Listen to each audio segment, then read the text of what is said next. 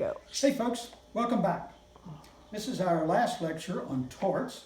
We are still here in the Hawaiian Airlines broadcast booth in the studios of WCLG. I'd like to do a shout out to our sponsor for this series, Rain Spooners, the makers of the best longboards in the biz. They gave me this hat and asked me to wear it during our lectures, so I'm doing that. So anyway, get your Rain Spooner longboard when you can.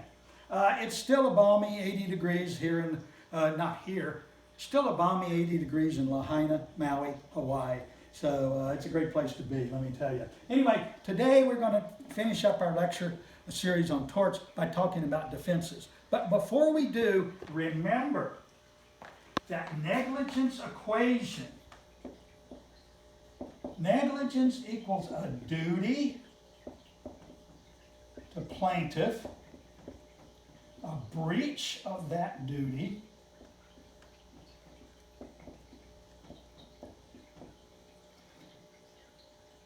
causation,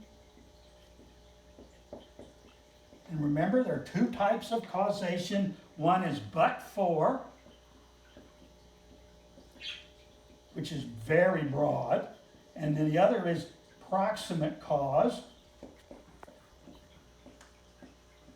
where the test is foreseeability.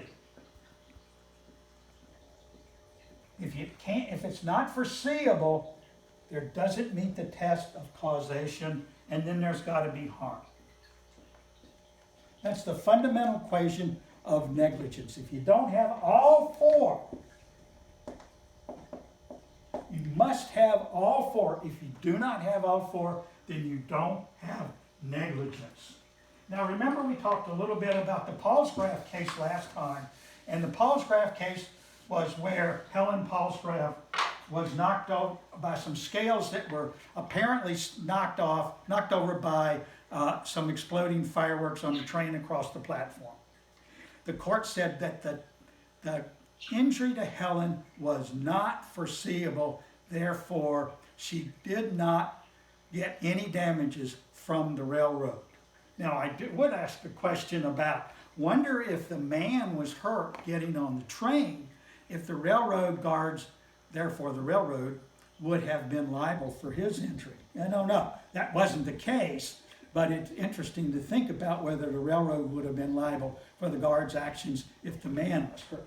Anyway, today we're going to talk about defenses to negligence. One of the defenses is assumption of the risk. There got to be two elements of assumption of the risk.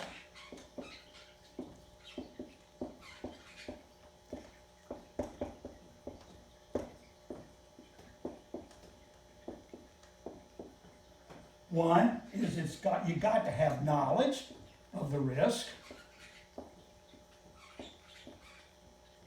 And two, it's got to be you voluntarily accepted it.